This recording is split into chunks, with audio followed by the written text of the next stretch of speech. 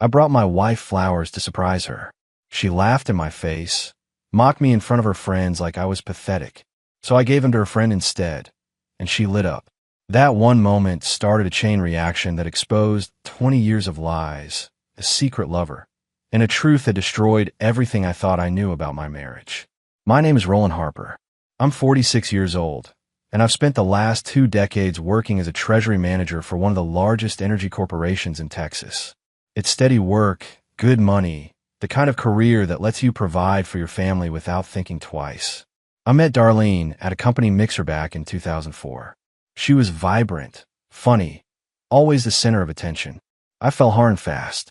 We got married within a year, had Courtney a year after that, then Jordan 3 years later. Life felt complete. But somewhere along the way, things shifted. I can't pinpoint exactly when. Maybe it was gradual like erosion. Or maybe I just stopped paying attention. Darlene started spending more time with her friends. Girls' nights became girls' weekends. I told myself it was healthy. She needed her space. I had my work. The kids had school and sports. We were all busy. That's what families do, right? They orbit around each other, occasionally colliding at dinner or on holidays. Last Tuesday, I left work early. Not because anything was wrong, but because I wanted to do something nice. Spontaneous. Romantic, even. I stopped by a florist on Westheimer and picked out a bouquet of pink roses and white lilies. They reminded me of our wedding. Darlene carried white lilies down the aisle. I thought she'd remember. When I walked through the front door, I heard laughter coming from the living room. High-pitched, wine-fueled laughter. Darlene was hosting another one of her get-togethers. Her friends were there. Shannon, perpetually divorced and bitter about it. Claire, whose husband left her for his assistant, and someone I didn't recognize. A new face, younger than the others, with dark hair and kind eyes. I hesitated in the hallway, holding the bouquet like an idiot. Then I stepped into the living room. "Hey," I said, offering a smile. "I brought you something." Darlene turned from the couch, wine glass in hand. Her eyes landed on the flowers, and, for a split second, I thought I saw something soften in her expression. But it vanished just as quickly. "Oh my God," she said, loud enough for everyone to hear. "Flowers? What is this, 1995? Roland, nobody does flowers anymore." Shannon snorted into her wine. Claire smirked. The new woman, though, didn't laugh. She just looked at me with something I hadn't felt in years. Sympathy. "I thought you'd like them," I said quietly, still holding the bouquet. "Like them?" Darlene laughed again, sharper this time. "Honey, I'm not your grandmother. Next time, just Venmo me for a spa day or something useful." The room erupted in laughter. All except the new woman.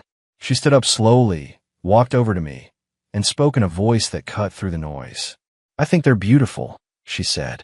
"If someone gave me flowers like that, I'd be grateful." Her name was Elena Cross. I'd learn later. A friend of a friend. New to the group. New to this kind of cruelty, too, apparently. I don't know what possessed me in that moment. Maybe it was exhaustion. Maybe it was rage. Or maybe, for the first time in years, I just wanted to be seen. I handed her the bouquet. "Then you should have them," I said. Elena's face lit up. She took the flowers gently, like they were something precious. Darlene's laughter died instantly. "You're giving my flowers to my guest?" Darlene asked, her voice tight. "They weren't yours," I replied. "You made that clear." I turned and walked upstairs before she could respond. My hands were shaking. My heart was pounding. But for the first time in a long time, I didn't feel invisible. That moment, that stupid impulsive gesture, would set everything in motion. I just didn't know it yet. I sat on the edge of our bed for what felt like hours, staring at the wall. Downstairs, I could hear muffled voices, laughter that sounded forced now, uncomfortable. Good. Let them stew in it. Darlene didn't come upstairs that night. Not to apologize, not to explain, not even to yell at me. She just stayed down there with her friends until I heard cars pulling out of the driveway around 11. Then silence. She slept in the guest room. The next morning, I found her at the kitchen table, scrolling through her phone with a coffee cup in hand. She was wearing the same robe she'd worn when I proposed to her 18 years ago. It used to mean something. Now it was just fabric. "We need to talk about last night," she said without looking up. I poured myself coffee, leaned against the counter. "I'm listening." "You embarrassed me in front of my friends," Darlene said, finally meeting my eyes. giving those flowers to Elena like some kind of statement. What was that supposed to prove? That someone appreciated the gesture. I replied calmly. You made it pretty clear you didn't. She set her phone down harder than necessary. It was a joke, Roland. You're too sensitive. A joke, I repeated. Right. Like when you forgot our anniversary last year. Or when you told Courtney that my job was boring compared to what real executives do. Her face flushed. I never said that. You did. At her birthday dinner. I was standing right there. Darlene stood abruptly, her chair scraping against the tile. I'm not doing this. I'm not apologizing for having friends and a sense of humor. If you can't handle a little teasing, that's your problem. She grabbed her purse and keys, heading for the door. Where are you going? I asked. Out. Some of us have lives beyond spreadsheets and martyrdom. The door slammed. I stood there in the kitchen, coffee growing cold in my hand, wondering when exactly I'd become the villain in her story. My phone buzzed. A text from an unknown number. Thank you for the flowers. They're still beautiful. I hope you're okay. Elena. I stared at the message for a long moment before typing back. I'm fine. Glad you enjoyed them. Her response came quickly. If you ever need to talk, I'm around. No judgment. Something about those words, that simple offer, hit me harder than I expected. When was the last time Darlene had offered to listen? Really listen, without turning it into a complaint about me? I deleted the message thread, not because I wanted to, but because I knew if Darlene saw it, she'd twist it into something it wasn't. But the damage was already done. The crack in the foundation had widened, and I was starting to wonder what would happen when it finally split all the way through. That afternoon, Courtney came home from her shift at the bookstore. She found me in the garage, organizing tools I've been meaning to sort for months. Dad, she asked quietly. Mom told me about last night. Are you okay? I looked at my daughter, 18 years old, about to leave for college in the fall. Smart, observant, too perceptive for her own good. I'm fine, sweetheart. I lied. She didn't believe me. I could see it in her eyes. But she didn't push. She just hugged me, quick and tight, before heading inside. And that's when I realized. My kids were watching. They've been watching for years. 3 days passed. 3 days of Darlene pretending nothing had changed while I quietly observed everything with new eyes. The way she angled her phone away from me at dinner. The way she smiled at texts she wouldn't share. The way she started taking calls in the garage or the backyard, always with an excuse about needing privacy for her book club planning. I wasn't stupid. I'd just been willfully blind. Friday evening, Darlene announced she was going to dinner with Shannon and Claire. Some new restaurant downtown. She wore a black dress I'd never seen before, heels that made her 3 inches taller, perfume that wasn't the one I'd bought her last Christmas. Don't wait up, she said, kissing my cheek with all the warmth of a business transaction. We might go for drinks after. I nodded. Have fun. After she left, I sat in my office, staring at the family computer we rarely used anymore. Everyone had their own devices now. But years ago, Darlene had synced her email to this desktop for easier access when she was working on PDA projects. I wondered if she'd ever disconnected it. I opened the browser, checked the save passwords, and there it was. Her email account, still logged in. My finger hovered over the mouse. This was a line. Once I crossed it, there was no going back. But something in my gut told me I needed to know, needed to see what I'd been ignoring. I clicked. The inbox was mostly junk. Promotional emails, newsletters, spam. But then I saw a folder labeled personal. I opened it. What I found made my stomach turn. Emails dating back 6 months. Dozens of them. All from someone named Adrian Thornhill. They started professional enough. He was a VP at a marketing firm Darlene had worked with on a freelance project last year. But the tone shifted quickly. Compliments became flirtation. Flirtation became intimacy. One email from 2 months ago made me stop breathing. Last night was incredible. I can't stop thinking about you. When can I see you again? Her response, Tuesday. Same hotel. I'll tell Roland I'm at book club. I scroll through more. Plans. Arrangements. Lies stacked on lies. The worst part, the dates matched up. Every Tuesday, she claimed to have book club. She'd been with him. My hand was shaking. I printed everything. 23 pages of evidence. Then I cleared the browser history and shut down the computer. I called my attorney. Left a voicemail. Then I called my brother in Dallas. Roland? Everything okay? He asked, concern immediate in his voice. No. I said quietly. I need you to recommend a private investigator. The best one you know. There was a pause. What's going on? I'll explain later. Just send me the contact. Within an hour, I had a name. James Cordero. Former Houston PD. Now running his own investigation firm. I sent him an email with the subject line, urgent. Infidelity case. Need surveillance. By the time Darlene came home at 1 a.m., smelling like wine and someone else's cologne, I was in bed pretending to sleep. She slipped into the guest room again. I lay there in the dark, no longer sad, no longer confused, just cold, calculating, ready. James Cordero was good at his job. Too good, maybe. Within a week, he compiled a dossier that left no room for doubt. Photos of Darlene and Adrian Thornhill entering the West Creek Hotel on 3 separate Tuesdays. Photos of them in his car, her hand on his thigh. A recording of a phone conversation where she told him she'd leave me once the kids were older and the assets were split. That last part hit different. She wasn't just cheating. She was planning, strategizing, treating our marriage like a business deal. She was waiting to exit at maximum profit. I met James at a coffee shop in Montrose, away from anywhere Darlene might see us. This enough for you? He asked, sliding the manila envelope across the table. I flipped through it. Each page was another nail in the coffin of my marriage. More than enough, I said. Send me the invoice. You okay, man? James asked. He was older, maybe mid-50s, with the kind of face that had seen too much. I will be, I replied. That night, I sat down with Courtney. Jordan was at basketball practice. Darlene was out again, this time claiming she had yoga. I'd stopped believing anything she said. Sweetheart, I need to tell you something. I started carefully. Courtney looked up from her laptop, worried. Is everything okay? No, it's not. I took a breath. Your mother's been having an affair. I have proof. I'm going to file for divorce. Her face went pale. For a moment, she just stared at me. Then tears welled up in her eyes. I knew something was wrong, she whispered. I just didn't want to believe it. I moved to sit beside her, putting my arm around her shoulders. I'm sorry you have to go through this. Does Jordan know? Courtney asked. Not yet. I'll tell him when the time's right. She wiped her eyes. What are you going to do?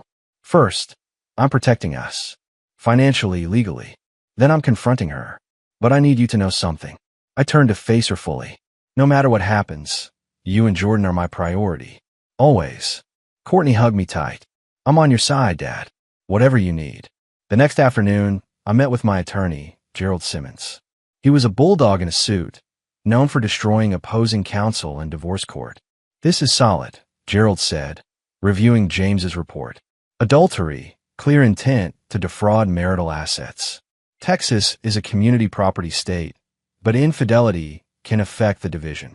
We can use this. I want the house, I said. I want primary custody, and I want her to know exactly what she's losing. Gerald smiled. It wasn't a nice smile. Then let's get to work. Over the next 2 weeks, I executed my plan with precision. I opened a separate bank account, transferred my direct deposits. I documented every shared expense, every asset, every debt. I changed passwords on accounts she'd never bothered to access anyway. I made copies of everything. Tax returns, mortgage documents, investment statements, the kids' school records. And then I scheduled the meeting. I texted Darlene. We need to talk. Saturday morning. Just us. It's important. Her response came an hour later. Fine. What's this about? You'll see. Saturday morning arrived.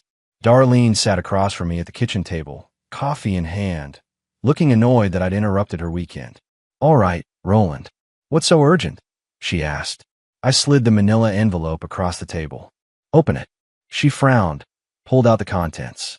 Her face went from confused to shocked to white in about 10 seconds. Where did you get these? She breathed. Does it matter? I replied calmly. I know everything, Darlene. Adrian Thornhill. The hotel. The lies. All of it. Her hands trembled. Roland, I can explain. Don't. My voice was steel. I'm filing for divorce. My attorney already has the paperwork. You can respond through your lawyer. You can't do this, she said, panic creeping into her voice. I already have. Darlene didn't take the divorce filing well.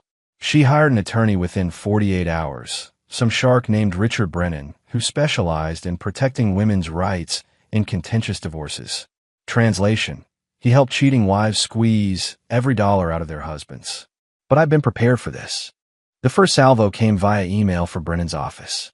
They were requesting full financial disclosure, claiming I'd been hiding assets and manipulating accounts.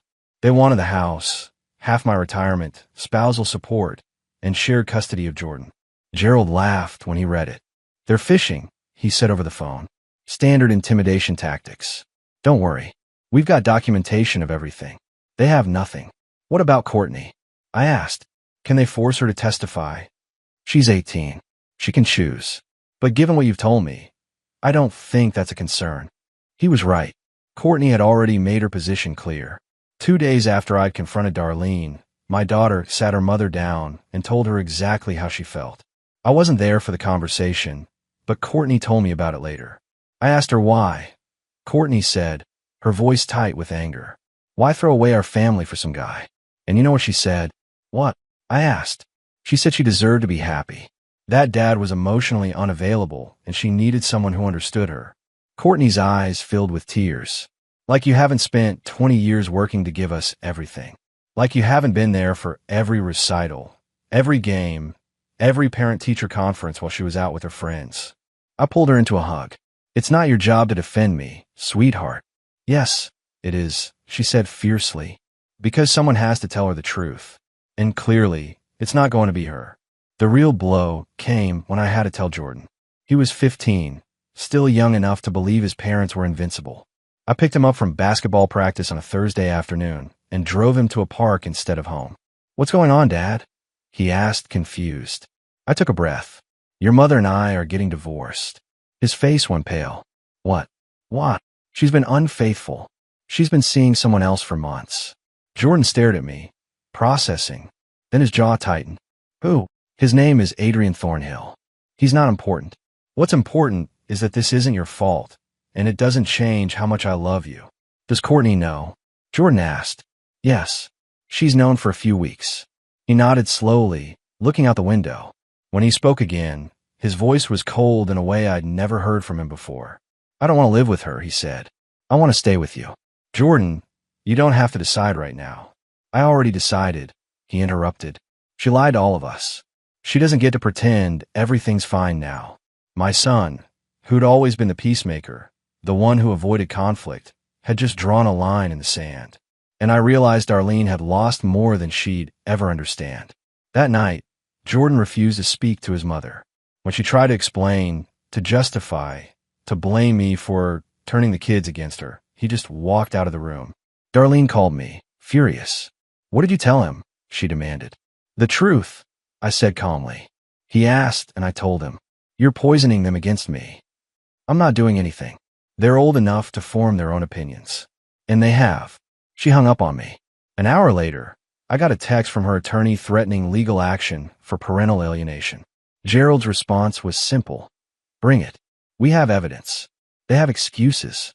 2 weeks into the divorce proceedings, Darlene made her first major mistake. She showed up in my office unannounced, demanding we talk like adults. Security called me before letting her up. I could have refused, but I wanted to see what she was playing at. I told them to send her up.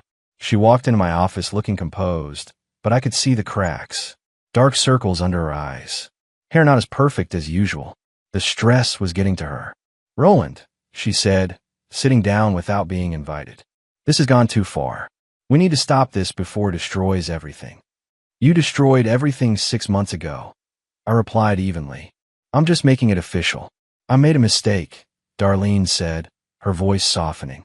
"I was lonely. You were always working. I felt invisible. So, you found someone to make you feel seen." I finished. "I read the emails, Darlene. You weren't lonely. You were planning. You told him you'd leave me once you figured out the finances." Her composure slipped. "You had no right to read those. And you had no right to betray 17 years of marriage. But here we are." She stood abruptly. "Fine. You want to play hardball? Let's play.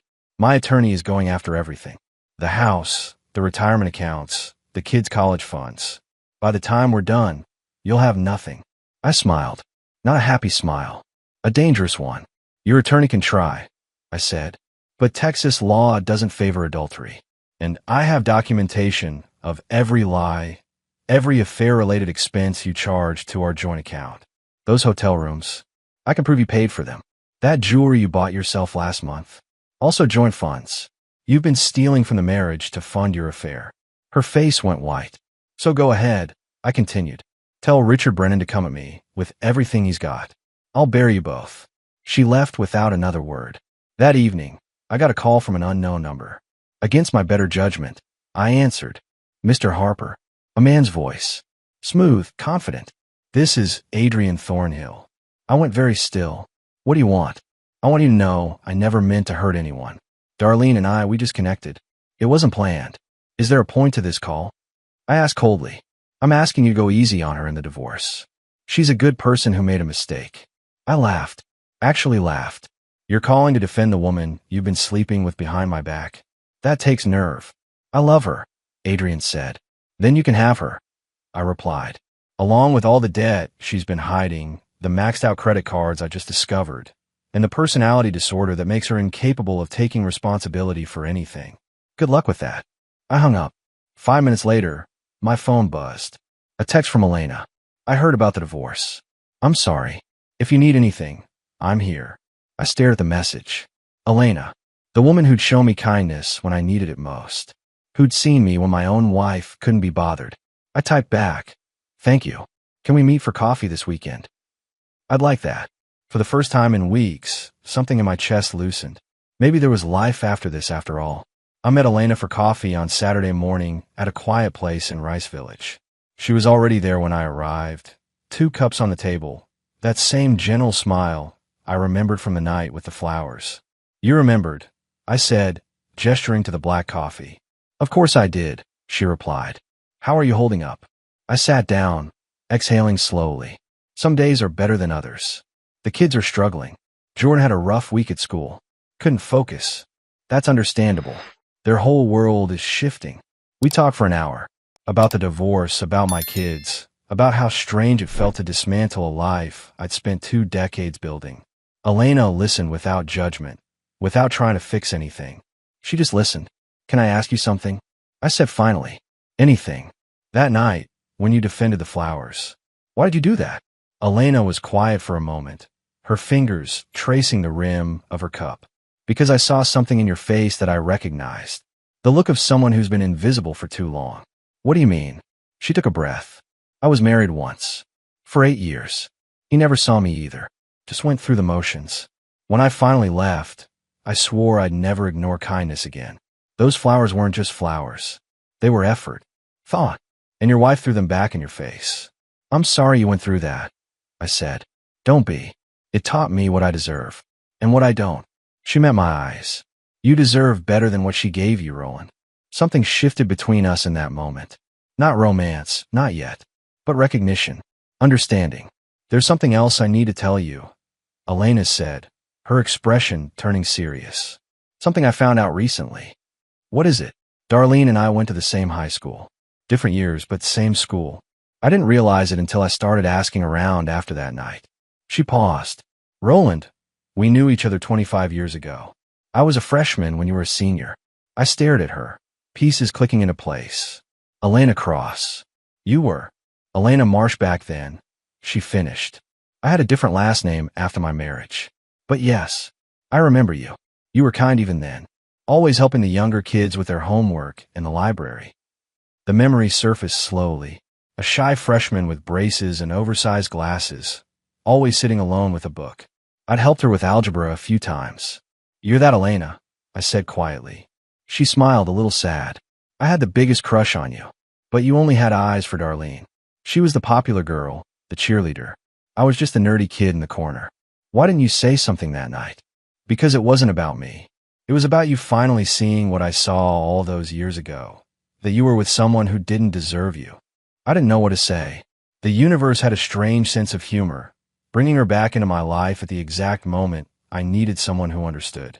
I'm not the same person I was in high school, I said. Neither am I, Elena replied. But some things don't change. You're still kind, still trying to do the right thing, even when it hurts. We sat in comfortable silence for a while. I should tell you, I said carefully, I'm not looking to jump into anything. The divorce isn't even final yet. I know, Elena said. I'm not asking you to. I just want you to know that you have a friend. Someone who sees you. Thank you, I said. That means more than you know. When I left the coffee shop, I felt lighter. Not healed, not whole, but less alone. That feeling lasted exactly 4 hours. Because when I got home, I found Darlene in my driveway, screaming at Courtney. I pulled into the driveway to find Darlene, standing nose to nose with Courtney, her face red with fury. Jordan was on the porch, phone out, clearly recording. I was out of the car in seconds. What's going on? I demanded. Darlene whirled on me. Your daughter just told me she refuses to testify on my behalf in court. She's choosing you over her own mother. I didn't choose anyone. Courtney shot back, her voice shaking but firm. You made your choice when you started sleeping with Adrian. I'm just being honest about what I saw. You saw nothing. Darlene screamed. I saw you lying to Dad for months. Courtney yelled back. I saw you come home, late smelling like cologne that wasn't his. I saw you delete messages when he walked in a room. Don't tell me I saw nothing. I stepped between them. Darlene, you need to leave. This is still my house too, she said. Actually, it's not, I replied calmly. The temporary orders gave me primary residence. You're only allowed here for scheduled pickups. This isn't one of them. Her eyes narrowed. You think you're so smart, don't you? Turning my own children against me. I didn't have to turn anyone, I said. You did that yourself. She looked at Courtney, then Jordan, then back at me. Something in her expression crumbled. I never meant for any of this to happen, she whispered. But it did, I said. And now we all have to live with your choices. Darlene's phone rang. She glanced at it, then back at me. This isn't over, Roland. She got her car and drove off. I turned to Courtney, who was crying now, all her bravado gone. Come here, sweetheart, I said, pulling her into a hug. I hate her, Courtney sobbed. I hate what she did to us. I know, but you can't let that hate consume you. She's still your mother, even if she's made terrible choices. Jordan came down from the porch, still holding his phone. I got the whole thing on video, just in case we need it. I looked at my son, 15 years old, and already thinking strategically. It broke my heart. Good thinking, I said. Send it to me. That night, after the kids went to bed, I sat in my office and reviewed Jordan's video. Darlene's rage, her accusations, her complete lack of self-awareness. All documented. I forwarded it to Gerald with a note. More evidence of her instability. His response came within minutes. Perfect. This helps our custody case significantly. I should have felt vindicated. Instead, I just felt tired. My phone buzzed. A text from Elena. How did the rest of your day go? I typed back. Complicated. But I'm managing. Want to talk about it? Not tonight. But thank you for earlier. It helped. Anytime. Get some rest, Roland. I set the phone down and leaned back in my chair. The divorce proceedings were escalating. Darlene was becoming more desperate, more erratic. But I had my kids. I had documentation. I had a good attorney. And maybe, just maybe, I had a chance at something real with someone who actually saw me. But first, I had to finish dismantling the life I'd built with a woman who'd never valued it. The hearing was scheduled for 3 weeks from now. Gerald assured me we had a strong case. The affair, the lies, Darlene's hostile behavior toward the children, all of it painted a clear picture. The judge is going to see through her act, Gerald said, especially with Courtney willing to testify. What about Jordan? I asked. He's a minor, but the court can interview him privately if needed. Based on that video, I don't think it'll come to that. 3 weeks. 3 weeks until we faced each other in court and let a stranger decide the fate of our family. I could do 3 weeks. I had to. The courthouse in downtown Houston was everything I expected. Sterile, impersonal, designed to strip away emotion and focus on facts. Gerald met me outside the courtroom, his briefcase in one hand, confidence radiating from every pore. Ready, he asked. As I'll ever be, I replied. Courtney sat beside me in the gallery. Jordan had been excused from attending, but he'd written a letter to the judge that Gerald planned to submit. Across the aisle, Darlene sat with Richard Brennan, looking composed but brittle, like glass about to shatter. The judge, Honorable Margaret Flynn, was in her 60s, known for being no-nonsense and favoring children's welfare above all else. She reviewed the documents in front of her for several minutes before speaking. This is a petition for divorce with contested custody, Judge Flynn said. I've reviewed the evidence submitted by both parties. Mr. Brennan, your client wishes to present her case first. Brennan stood. Yes, Your Honor. Mrs. Harper has been the primary caregiver for the children throughout the marriage. Mr. Harper worked long hours, often absent from family activities. She believes the children's best interests are served by maintaining their primary relationship with her. It was a stretch, and everyone in that room knew it. Darlene had never been the primary caregiver. I'd been at every parent-teacher conference, every game, every recital. Gerald stood. Your Honor, we have documentation showing Mr. Harper attended 90% of all school events over the past 5 years. Mrs. Harper attended less than 40%. Additionally, we have evidence of Mrs. Harper's extramarital affair, which she funded using joint marital assets, and her hostile behavior toward the children when they expressed their preference to live with their father. Judge Flynn looked at Darlene.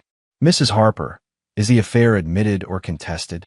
Darlene's attorney whispered something to her. She stood slowly. Admitted, Your Honor. But I don't believe a personal mistake should cost me my children. A personal mistake, Judge Flynn repeated, her tone dry. Mr. Simmons, I understand you have testimony from the minor child. Yes, Your Honor. Courtney Harper, age 18, wishes to speak on behalf of herself and her brother. Courtney stood, walked to the witness stand, and was sworn in. Her voice shook at first, but grew stronger as she spoke. My father has always been there for us, she said. He worked hard to provide, but he never missed what mattered. Mom was the one who was always busy with her friends, always out. When we found out about the affair, Jordan and I felt betrayed. Not just for Dad, but for our whole family. We want to live with him because he's proven we can trust him. Mom hasn't. I watched Darlene's face crumble as her daughter spoke. Part of me felt sorry for her. Most of me felt nothing. Judge Flynn asked a few clarifying questions, then dismissed Courtney. She reviewed Jordan's letter silently, her expression unreadable. Finally, she spoke. I'm granting primary custody to Mr. Harper. Mrs. Harper will have supervised visitation twice a month until such time as the children agree to unsupervised visits. The marital home will be awarded to Mr. Harper. Assets will be divided equitably, with consideration for Mrs. Harper's use of joint funds for extramarital purposes. This court is adjourned. The gavel struck. It was over. Darlene stood abruptly and left without looking at me. Brennan followed, already on his phone. Gerald shook my hand. Congratulations. You got everything you wanted. I looked at Courtney, who was crying with relief. Not everything, but enough. Outside the courthouse, I found Elena waiting by her car. She'd taken the day off work to be there, even though I told her she didn't need to. How'd it go? She asked. I got custody. The house. Everything. She smiled, genuinely happy for me. That's wonderful, Roland. Thank you for being here, I said. It means more than you know. Always, she replied. For months later, life had settled into a new rhythm. Courtney had started college at Rice University, close enough to visit on weekends. Jordan was thriving in his sophomore year, his grades improving now that the tension at home had disappeared. Darlene saw the kids twice a month, always supervised by a court-appointed monitor. The visits were awkward, stilted conversations where she tried to reclaim a relationship she destroyed. Courtney went out of obligation. Jordan went because I encouraged him to give his mother a chance. She's trying, I told him one evening after a particularly difficult visit. Not hard enough, Jordan replied. She still blames you for everything. That's a problem, not ours. Adrian Thornhill had apparently moved on, according to Shannon, who'd remained oddly neutral through the whole ordeal. Darlene was living in a small apartment in the Galleria area, working part-time at a marketing firm, a far cry from the life she'd had. I didn't take pleasure in her downfall. I just didn't care anymore. Elena and I had been dating for 2 months. We took it slow, mindful of the kids, mindful of the wounds still healing. But it felt right. Easy. Like coming home after a long journey. One Saturday afternoon, I took her to the house. Jordan was at basketball practice. Courtney was at the library. We had the place to ourselves. This is where you grew up? Elena asked, looking at the family photos still on the wall. Where we all grew up, I corrected. It's different now. Better, I think. She smiled. You've made it yours. We sat on the back porch, drinking iced tea, watching the sun set over the oak trees in the yard. Can I ask you something? Elena said. Anything. Do you ever regret it? The divorce, all of it. I thought about it honestly. I regret that my kids had to go through it. I regret the years I wasted not seeing who Darlene really was. But leaving? No. That was the best decision I ever made. Good, she said, taking my hand. Because I'm glad you're here.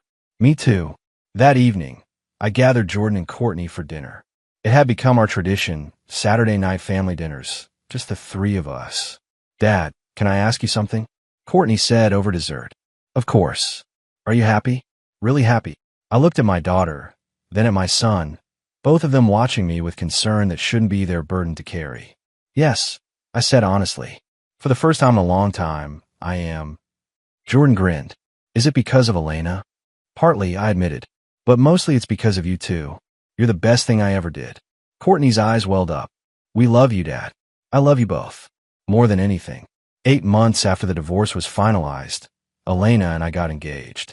It was a small ceremony, just family and close friends. Courtney was maid of honor. Jordan walked Elena down the aisle since her father had passed years ago. When the officiant asked if anyone objected, I half expected Darlene to burst through the doors. But she didn't. She wasn't even invited. The reception was at a vineyard outside the city. As Elena and I danced our first dance, I looked around at the people who mattered. My kids, smiling.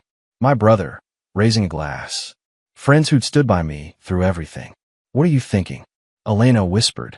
That I'm glad I gave you those flowers, I said. She laughed. Best decision you ever made. Second best, I corrected. Marrying you is the first. We kissed as the sun set behind us, and for the first time in years, I felt complete.